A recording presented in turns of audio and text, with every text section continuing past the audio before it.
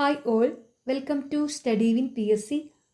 UPSC എക്സാമിനേഷൻ്റെ മലയാളം ചോദ്യങ്ങളും ഉത്തരങ്ങളും പ്രൊവിഷണൽ ആൻസർ കീ വെച്ച് ഡിസ്കസ് ചെയ്യുന്നു. ഫസ്റ്റ് ക്വസ്റ്റ്യൻ: യുനെസ്കോയുടെ സാഹിത്യ നഗര പദവി ലഭിച്ച ഇന്ത്യയിലെ ആദ്യത്തെ നഗരം ഏത്? കോഴിക്കോട്. മലനാട്ടു തമിഴിൽ സംസ്കൃതം ചെലുത്തിയ സ്വാധീനമാണ് ഇന്നത്തെ മലയാള ഭാഷയുടെ ഉൽപ്പത്തിക്ക് കാരണമെന്ന് ആദ്യമായി അവതരിപ്പിച്ചു സമർത്ഥിച്ച ഭാഷാ പണ്ഡിതൻ ആര്? ഇളംകുളം കുഞ്ഞൻ പിള്ള.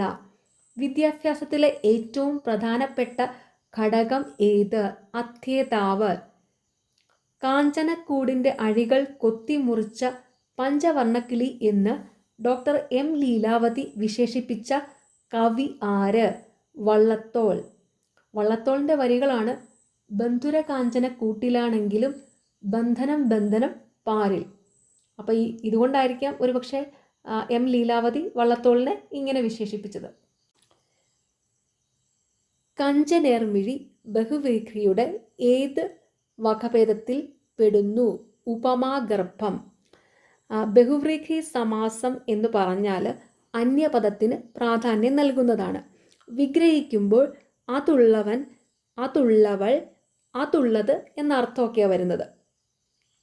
ഇത് 3 ടൈപ്പാണ് ഉള്ളത്.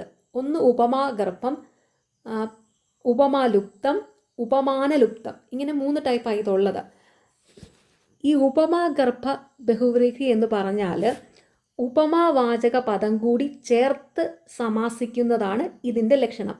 ഉപമാവാചക പദം കൂടി ചേർത്ത് സമാസിക്കുന്നത്.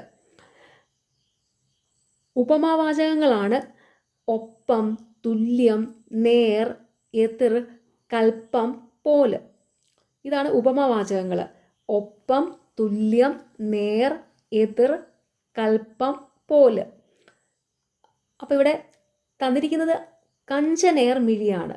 കഞ്ചനേർമിഴി എന്നത് വിഗ്രഹിക്കുമ്പോൾ കഞ്ചനത്തിനു നേരായ മിഴിയുള്ളവൾ. അപ്പം നമ്മുടെ ഉപമാവാചകമായ നേർ നേർ നേർ എന്ന് പറയുന്നത് ഉപമാവാചകമാണ്. അത് വിഗ്രഹിക്കുമ്പോഴും അതിനകത്ത് വരുന്നുണ്ട്. കഞ്ചനത്തിന് നേരായ മിഴിയുള്ളവൾ, കഞ്ചനേർ മിഴി, കഞ്ചനേർ. ആ നേർ എന്നുള്ളത് വിഗ്രഹിക്കുമ്പോഴും അതിനകത്ത് വരുന്നുണ്ട്. കഞ്ചനത്തിന് നേരായ മിഴിയുള്ളവൾ, അങ്ങനെ വരുന്നതാണ് ഉപമാഗർഭ ബഹുവ്രീഹി. വേറൊരു എക്സാമ്പിൾ പറയാം. അതായത് ഉപമാലുപ്തതയ്ക്ക്. അപ്പോൾ നിങ്ങൾക്കിത് മനസ്സിലാക്കാം, രണ്ടിൻ്റെയും ഡിഫറൻസ് മനസ്സിലാക്കാൻ പറ്റും. ഉപമാലുപ്ത ബഹുവ്രീഹി എന്ന് വെച്ചാൽ ഒരു എക്സാമ്പിൾ പറയാം. കായാമ്പൂ വർണ്ണൻ. അത് വിഗ്രഹിക്കുമ്പോൾ കായാമ്പൂ പോലെ വർണ്ണമുള്ളവൻ എന്നാണ് വരുന്നത്. കായാമ്പൂ പോലെ വർണ്ണമുള്ളവൻ. അപ്പം അവിടുത്തെ ഉപമാവാചകം എന്ന് പറയുന്നത് പോലെ എന്നാണ്. പോലെ. അത് ആക്ച്വലി എന്താ, നമ്മൾ കായാമ്പൂ വർണ്ണൻ എന്ന് പറയുമ്പോൾ പോലെ പറയുന്നുണ്ടോ? ഇല്ല. ജസ്റ്റ് കായാമ്പൂ വർണ്ണൻ എന്നേ പറയുന്നുള്ളൂ. അതിനെ വിഗ്രഹിക്കുമ്പോഴാണ് കായാമ്പൂ പോലെ വർണ്ണൻ. ആ ഉപമാവാചകം വരുന്നത് വിഗ്രഹിക്കുമ്പോഴാണ്. അതുകൊണ്ടാണത് ഉപമാലുപ്ത ബഹുവ്രീഹി എന്ന് പറയുന്നത്. അപ്പോൾ ഇത് ഉപമാഗർഭ ബഹുവ്രീഹി. അതായത് ഈ ഉപമാവാചകവും കൂടെ ചേർന്ന് വരുന്നുണ്ട്. കഞ്ചനേർ മിഴി, കഞ്ചനത്തിനു നേരായ മിഴിയുള്ളവൾ. നേർ എന്ന് പറയുന്നത് വിഗ്രഹിക്കുമ്പോഴും വരുന്നുണ്ട്, വിഗ്രഹിക്കാത്തപ്പോഴും വരുന്നുണ്ട്. അടുത്ത ക്വസ്റ്റ്യൻ: ഒരു അധ്യാപകൻ 5-10 കുട്ടികൾ മാത്രമുള്ള ഒരു സംഘത്തെ 5-10 മിനിറ്റ് മാത്രം നീണ്ട കാലയളവിൽ ചെറിയ ഒരു പാഠഭാഗം പഠിപ്പിക്കുന്ന രീതിയിലുള്ള ബോധന മാതൃകയാണ് സൂക്ഷ്മ നിലവാര ബോധനം. 2024 ഏപ്രിൽ മാസത്തിൽ പ്രസിദ്ധീകരണത്തിൻ്റെ 50ാം വർഷത്തിലെത്തിയ മലയാള നോവൽ ഏത്? മയ്യഴിപ്പുഴയുടെ തീരങ്ങളിൽ. മയ്യഴിപ്പുഴയുടെ തീരങ്ങളിൽ എന്ന നോവൽ എഴുതിയത് എം മുകുന്ദനാണ്.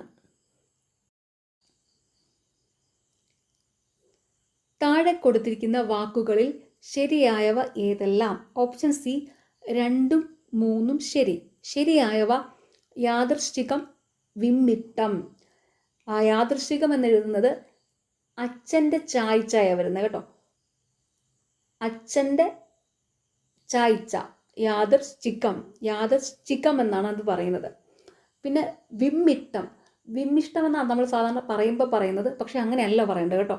വിമ്മിട്ടം. വിമ്മിട്ടം എന്നാ പറയേണ്ടത്. വിമ്മിട്ടം. പിന്നെ ഉള്ളത് അടിമത്വം അല്ല, അടിമത്തം. അടിമത്തം എന്നാണ് പറയേണ്ടത്. അതുപോലെ പ്രവൃത്തിയല്ല, പ്രവൃത്തിയാണ് കറക്റ്റ്. പ്രവൃത്തി. അടുത്ത ക്വസ്റ്റ്യൻ, വാസനാവികൃതി എന്ന ചെറുകഥ ആദ്യമായി പ്രസിദ്ധപ്പെടുത്തിയത് ഏത് മാസികയിലാണ്? വിദ്യാവിനോദിനി. ലാസ്റ്റ് ക്വസ്റ്റ്യൻ, പെൺമണി വദനം കണ്ടാൽ വെൺമതി രണ്ടെന്നു മേവിടുന്ന മനം ഉണ്മ നിനച്ചതിലെല്ലാം വെൺമതി രണ്ടെന്നു മേവിടും നമനം അലങ്കാരം ഏത്? യമകം. യമകം എന്ന് പറഞ്ഞാൽ രണ്ടോ അതിലധികമോ അക്ഷരങ്ങൾ അനുക്രമമായി ഒന്നായിട്ട് അതേസമയം അർത്ഥവ്യത്യാസത്തോടു കൂടി ആവർത്തിക്കുന്നത് യമകം. ഇവിടെ നോക്കിയാൽ അറിയാം, ഈ 4 ലൈനിലും ഇൻമ ഇൻമ ഇൻമ എന്ന് ആവർത്തിച്ചിട്ടുണ്ട്. അതായത് രണ്ടോ അതിലധികമോ അക്ഷരങ്ങൾ ആവർത്തിക്കുമെന്നാണ് പറഞ്ഞിരിക്കുന്നത് യമകത്തിൽ. അപ്പോൾ ഇവിടെ ഇൻമ ഇൻമ ഇൻമ എന്ന് 4 ലൈനിലും ആവർത്തിച്ച് വന്നിട്ടുണ്ട്. പക്ഷെ അതിനൊക്കെ അർത്ഥവ്യത്യാസമുണ്ട്. ഫസ്റ്റ് ലൈനിലാണെങ്കിൽ പെൺമണി വദനം എന്നാണ് പറഞ്ഞിരിക്കുന്നത്. സെക്കൻഡ് ലൈനിലാണെങ്കിൽ വെൺമതി. തേർഡ് ലൈനിലാണെങ്കിൽ ഉണ്മ. ഫോർത്ത് ലൈനിലാണെങ്കിൽ വെൺമ തിരണ്ടെന്നു എന്നാണ് പറഞ്ഞിരിക്കുന്നത്. അപ്പോൾ ആ 4 ലൈനിലും അർത്ഥവ്യത്യാസത്തോട് കൂടിയിട്ടാണ് എന്താ ഇൻമ ചേർത്ത് വന്നിരിക്കുന്നത്. അപ്പോൾ അതുകൊണ്ട് ഇത് അലങ്കാര യമകമാണ്. ഓക്കെ, നിങ്ങൾക്ക് ഈ ചാനൽ ഇഷ്ടപ്പെടുന്നുണ്ടെങ്കിൽ സബ്സ്ക്രൈബ് ചെയ്യണം, സപ്പോർട്ട് ചെയ്യണം. താങ്ക്